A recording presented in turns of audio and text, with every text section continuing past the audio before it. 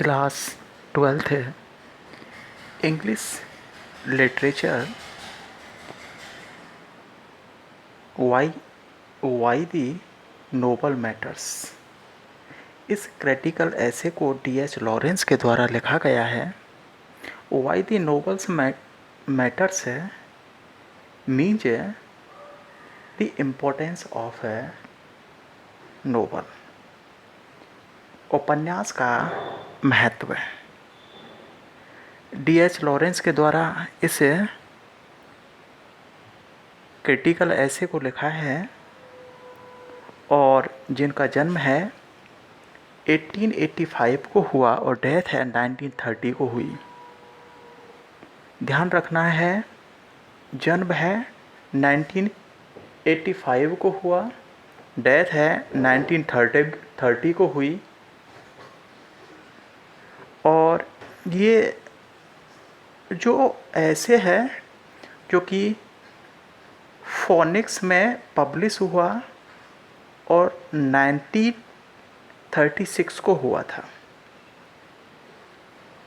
इसमें बताया गया है कि एक नोबलिस्ट होता है, एक उपन्यासकार होता है। A novelist is better than scientist और फिलोसोफर। कि एक साइंटिस्ट है, एक फिलोसोफर है, एक पोइट है, इन सभी से क्या होता है, बेटर होता है। क्योंकि वह ही is able to explain a whole man alive. क्योंकि वह लिविंग पर्सन से के जीवन को एक्सप्लेन करने में सक्षम होता है। लिविंग पर्सन से के प्रत्येक एरिया के बारे में और डिटेल से बतलाता है।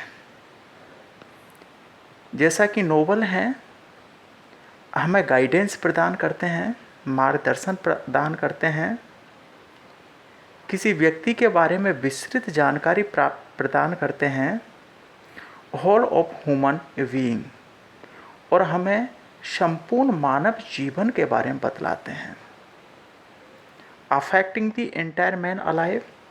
क्योंकि एक नोवेल होता है वो मानव के प्रत्येक पहलू से मानव लिविंग पर्सन के प्रत्येक पहलू से और जुड़ा हुआ होता है। जस्ट मेयर इंस्टिंक्ट्स का मतलब इसमें फीलिंग्स को कोई स्थान नहीं दिया जाता है।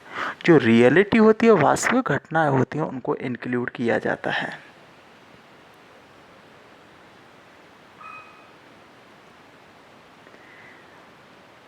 The father of English novel question पूछ लिया जाता है तो आपको बताना है फादर ऑफ इंग्लिश नोवेल कौन है। Sir Walter Scott. इसे हम हेनरी फीडिंग के नाम से भी जानते हैं।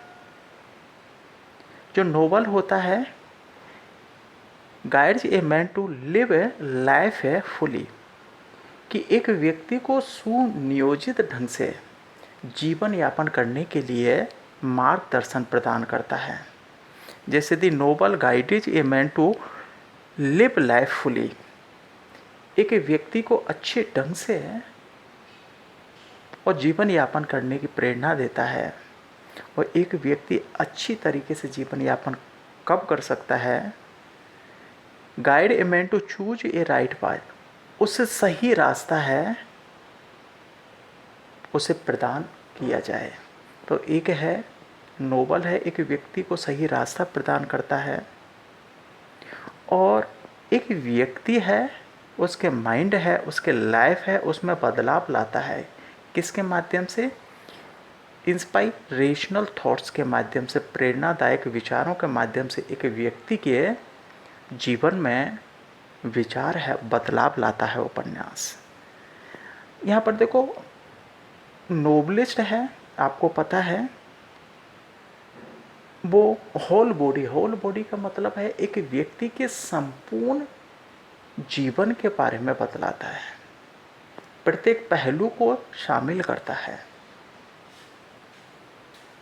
जबकि एक फिलोसोफर और पोइट है वो केवल ए पार्ट ऑफ मैन्स बॉडी, किसी व्यक्ति के एक हिस्से के बारे में बतलाता है, किसी एक क्षेत्र के बारे में बतलाता है। यहाँ तक कि the Bible is a great confuse novel.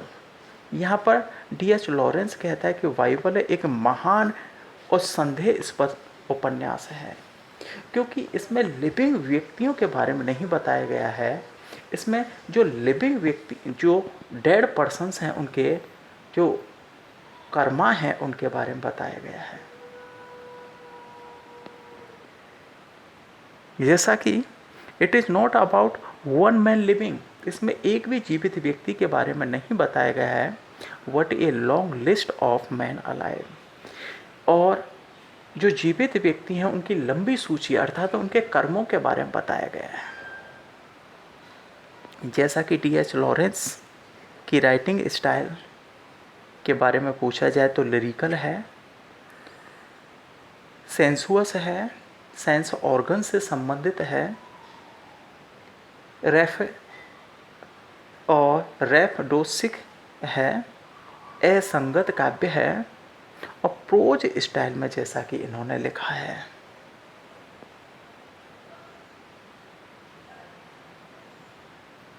यहाँ पर D.H. लॉरेंस है परसेप्शन ऑफ बीइंग अलाइव के बारे में बात करता है। जीवितों की अवधारणा, एक जीवित व्यक्ति की अवधारणा के बारे में बात करता है। ए लिविंग पर्सन इम्पोर्टेंस, यहाँ एक जीवित व्यक्ति को ही महत्व देता है। देखो, आइडियाज, फिलॉसफी, स्पिरिट और माइंड की अपेक्षा एक जीवित व्यक्ति है वो इम्पोर्टेंट है।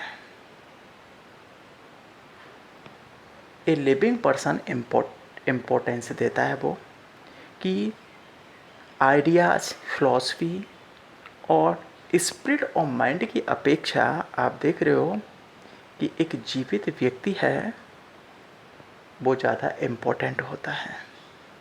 जैसा कि एक नोवेलिस्ट होता है, अपने नोवेल में कैरेक्टर्स है उनका सृजन करता है।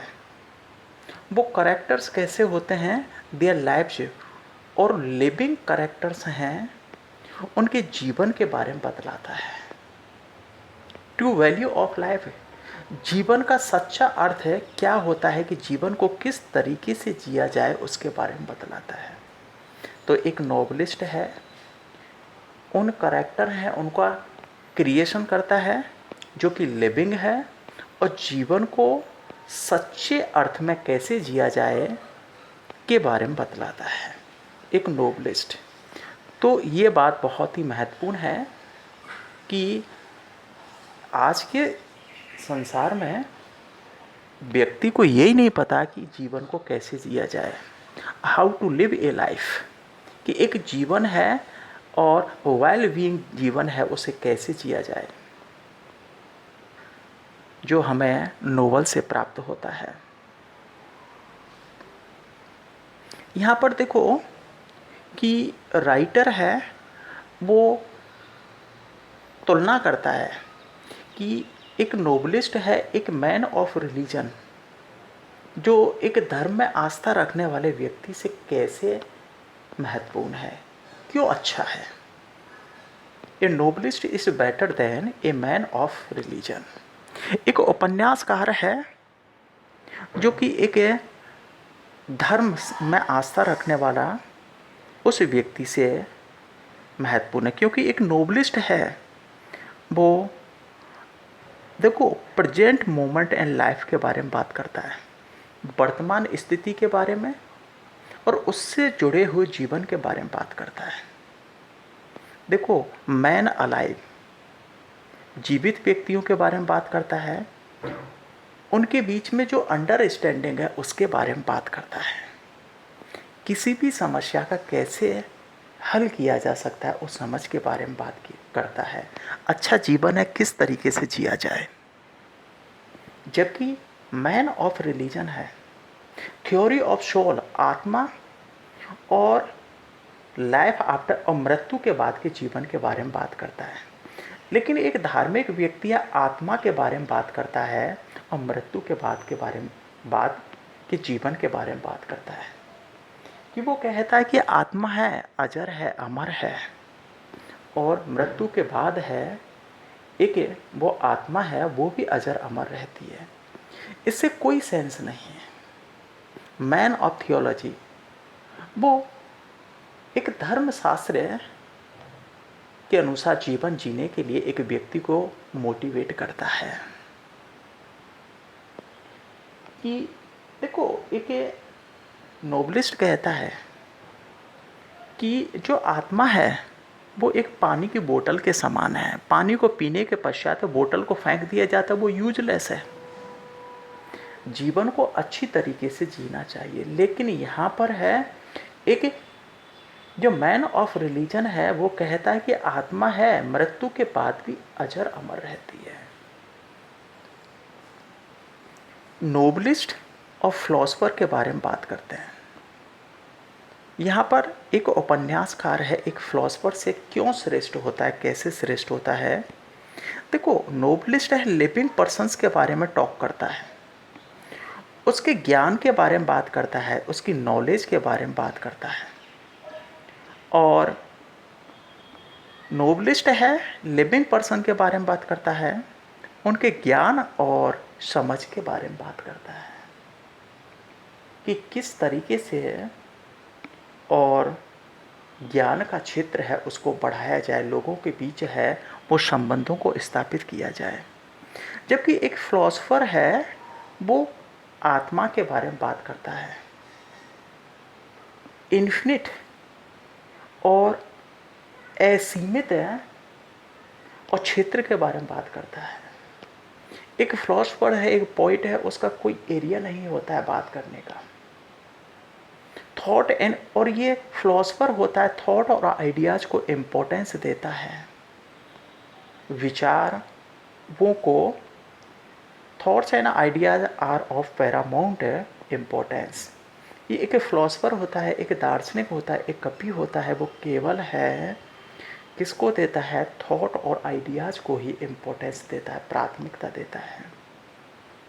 यहाँ पर देखते हैं हम नोबलिस्ट और एक साइंटिस्ट है, उसमें एक नोबलिस्ट है साइंटिस्ट से क्यों श्रेष्ठ होता है, क्योंकि नोबलिस्ट है वो किसको इम्पोर्टेंस देता है, लिविंग पर्सन्स के बारे में बात करता है। जबकि आप देख रहे हो वो कहता है all the parts make a greater whole, all the parts make a greater whole, कि सभी भाग अधिक से अधिक संपूर्ण बनाते हैं, कि एक इंसान का निर्माण है सभी पार्ट्सों से मिलकर हुआ है। All the parts make a greater, सभी पार्ट मिलकर क्या है, एक व्यक्ति को महान बनाते हैं, एक व्यक्ति को सुपर लिविंग ह्यूमन्स बनाते हैं। कि यदि एक व्यक्ति है सभी के साथ जुड़कर और किसी कार्य को करता है तो वह सर्वश्रेष्ठ प्राणी बनता है। लेकिन हम बात करते हैं कि एक नोबलिस्ट, एक साइंटिस्ट है, वो किसके बारे में बात करता है, नॉन लिविंग थिंग्स के बारे में बात करता है, लाइंग डेड एंड मोशनलेस, निर्जीव वस्तुओं के बारे में बात करता है, मोशनलेस वस्तुओं के बारे में बात कर, नॉन लिविंग थिंग्स के बारे में बात करता है। और साइंटिस्ट का मानना है कि ए ह्यूमन बीइंग इज, एक मानव प्राणी है, is a sum total of different parts, कि अनेक और पार्ट्स से भिन्न भिन्न पार्ट्स से मिलकर उसका निर्माण हुआ है, जिसमें आप देख रहे हो ऑर्गन्स हैं, लीवर है, हार्ट है, इन सभी से और मिलकर एक इंसान का और निर्माण हुआ है। देखो, इम्पोर्टेंस ऑफ नोवेल, उपन्यास का क्या महत्व है। देखो, विंडो ऑफ लाइफ, जीवन की एक खिड़की है। कि देखो, जिस प्रकार से खिड़की से हम किसी दृश्य को देखते हैं, आउटसाइडर जो एक्टिविटीज़ को देखने के लिए जो विंडो है वो बहुत ही इम्पोर्टेंस रखती है, उसी प्रकार से आप देखते हो कि ये नोबल कार्य करता है, एक व्यक्ति को और प्रेरणादायक और सुनियोजित ढंग से जीवन जीने के लिए हमें मोटिवेट करता है। मोटोनिक आइडियाज, प्रेरक विचार प्रदान करता है। और एक उपन्यास, कैरेक्टर्स होते हैं, लव और रोमांस के बारे में होता है नोवेल, जो कि हमारी उदासी है, सैडनेस है, उसको दूर कर देता है। इम्पैक्टफुल इन्फ्लुएंटिक है, प्रभावशाली होता है। उपन्यास है, हमें प्रभावित करता है जिस तरीके से एक नोवेल में जीवन को बताया गया है। देखो, निष्कर्ष में कहा जा सकता है, a novel acts as a guiding part, एक मार्गदर्शन का कार्य करता है। फॉर ए लिविंग अलाइव, एक जीवित व्यक्ति के लिए गाइडिंग पार्ट का कार्य करता है, मार्गदर्शन का कार्य करता है। नेचर ऑफ ह्यूमन बीइंग, जीवित प्राणी है, व्यक्ति है, उनके स्वभाव है, उसको चेंजेस कर सकता है। एक्सपीरियंस ऑफ होलसम लाइफ, एक व्यक्ति को संपूर्ण जीवन है और जन्म से मृत्यु तक किस तरीके से जीना चाहिए वो अनुभव प्रदान और करता है नोवेल।